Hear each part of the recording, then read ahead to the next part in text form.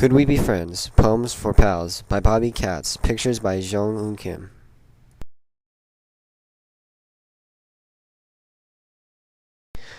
Kids. Some of us have black hair, some have blonde or brown. Some of us are city kids, some live in a small town. Some of us ride buses, some walk to school each day. Some of us like studying, some only want to play. Some of us are quiet kids, some love making noise. We're every color, shape, and size. We are girls and we are boys. Some are learning English, and that's quite hard to do. What makes it even harder is if kids laugh at you.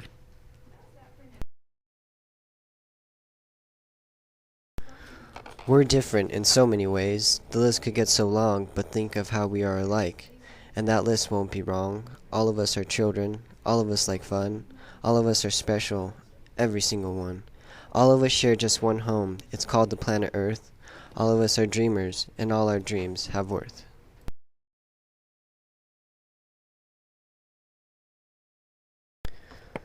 Could we be friends? I wonder what your name is. I wonder who you are. Kid making faces from the back seat of a car. When you stick your tongue out, I stick mine out too. When you smile and wave at me, I wave back at you. I wonder where your house is, what games you like to play, but when the traffic light turns green, my father drives away. Chris, bike rider, hike taker, inventor of games, keeper of secrets, share of jokes. We toss thoughts back and forth, the way we play catch back and forth.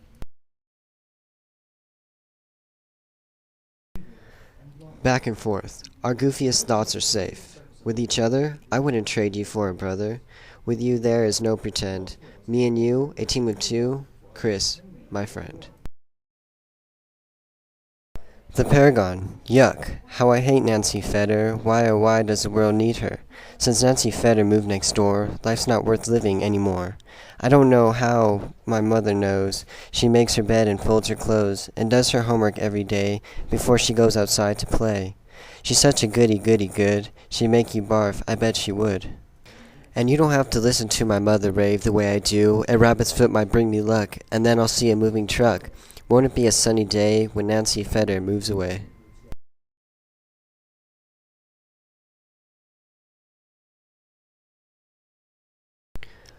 Oh Susie, roughy toughy Susie friend, why did you move away? Other girls do stupid stuff, like playing dumb old house and dressing up with their creepy dolls. No one wants to wrestle or roll down hills, over and over, so many overs. Oh Susie, roughy toughy Susie friend, why did you move away? New neighbors. A family moving into the house across the street I see. A mom, a dad, and three weird kids. One might be the same age as me. His sister's too little, his brother's too tall. That middle kid might be in my class. I'm sure I won't like him at all. Oh no, he's coming up our stairs. He's ringing our front bell. I know I won't like him. Already I can tell. Well, yes, I'm glad to meet you too. Do I trade baseball cards? I do. You'll be in Miss Warren's class. Yes, she gives tests. Keep cool. You'll pass. I'll show you around the neighborhood. Tomorrow morning? That sounds good. A family moved into the house across the street today. Jose, their kid, will be my friend. I knew it right away.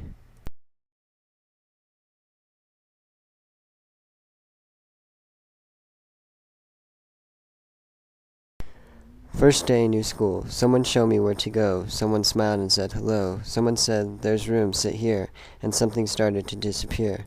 Little by little, it became so small. That scared hole in my heart's hardly there at all.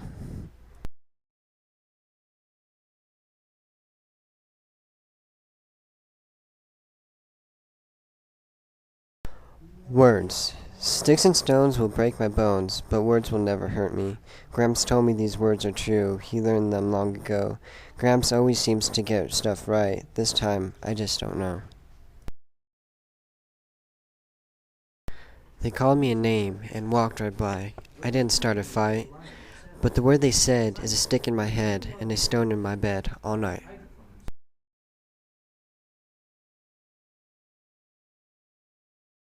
My sister. I remember the day we brought you home from the hospital, so small and useless. Some new playmate. My brother. Sometimes you're almost my friend, but mostly you're my enemy. From 0 to 100, I like you 0 minus. My sister. Sometimes when you fall asleep, curled close like a kitten in the back seat of the car, I forget I hate you. My brother. I used to think how good it would be if I was the onlyest kid in this house, but when you went to camp, I was the loneliest. A birthday wish. I blew out the candles on my birthday cake. The wish I made was different than the wish I planned to make. I looked at the circle of candles, and each of them was glowing. I took a breath and closed my eyes. The circle started changing and growing. Each candle turned into a kid, and those kids were holding hands. The circle looped around the globe with kids from many lands. My friends began to holler blow, so I started blowing, and I wished for a circle with no kids left out, growing and growing and growing. Granny's autograph book. One day I found a dark blue book with a strange and special look. Bumpy leather trimmed with gold. I knew that it was very old. A witch's book with a magic spell? Granny would know, and she would tell. Messages on pastel pages, my autograph book. I've kept it for ages. Magic spells? Yes, of a kind. Look inside, see what you find. Granny unlocked it with a key, then she handed her book to me. Pale green, pale yellow, blue and pink, page after page with words in ink. On each page was a saying or a rhyme, signed by a friend from another time.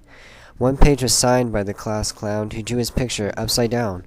The book cast a magic spell, it's true. Granny's friends became real kids, like me and you.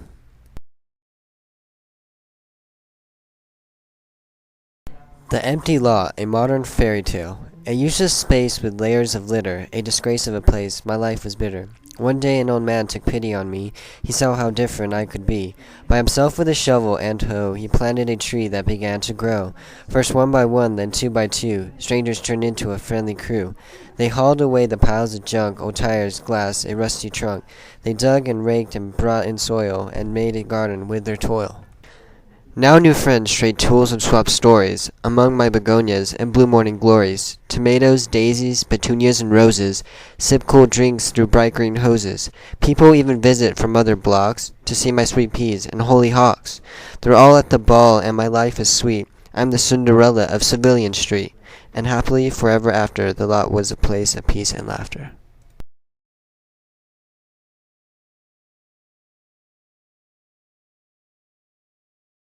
Cat speak. Here, kitty kitty, imagine that. Where did they learn to speak to a cat? Annoying me while I'm taking my ease. In my blue comfy chair in the sun, if you please. Annoying me when I'm taking a nap. Picking me up to plop on a lap. They have things in a terrible muddle. I'll decide with whom I'll cuddle. Perhaps I'll let them stroke my fur. And when I wish, perhaps I'll purr.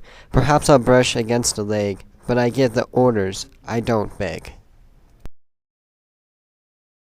My girl. They locked me in the city pound, but you should see the girl I found. I took one look, one careful smell, I knew that things would work out well. She's cute and gentle, smart and sweet.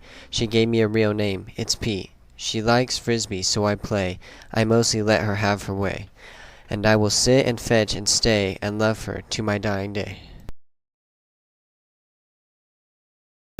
Chicken pox. My brother caught the chicken pox, the dotty spotty chicken pox. My brother caught the chicken pox, and now I've got spots too. Our parents say that we must learn to share our things and wait our turn. They say that life is give and take, but parents might make a mistake.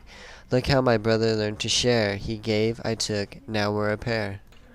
My brother caught the chicken pox, the itchy scritchy chicken pox. My brother caught the chicken pox, and now I've got spots too. Medicine. Doctors, doctors, what do they say? Medicine, medicine, 4 times a day. I wouldn't make a snake take the gulp that I take.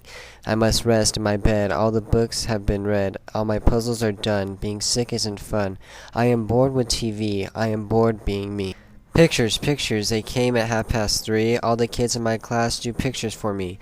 Doctors, doctors, they'll say it can't be true, but I'm getting better from the pictures my pals drew. Dear Gina, vacation is terrific. We go to the beach each day. I'm bringing you all the best seashells. I hope your sick gerbil's okay. P.S. Please write. Me. Dear Gramps, I wish you were here to go fishing from the shore or a boat in the bay. I ate steamed clams for you like you asked me to do. They're just as good as you say. P.S. Please write. Me. Dear Grandma, the waves are ice cold and enormous. I dive and I splash and I jump. I built you a beautiful castle, then the tide turned it into a lump. P.S. Please write me. Dear Patrick, I met a kid who looks like you, except he's not as tall, and his eyes aren't blue, and he doesn't like doing the same things we do. I play with him, and I miss you. P.S. Please write me.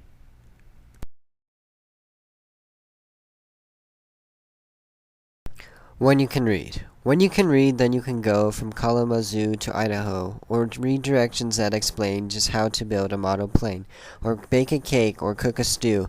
The words will tell you what to do. When you can read, then you can play a brand new game the proper way, or get a letter from a friend and read it to the very end.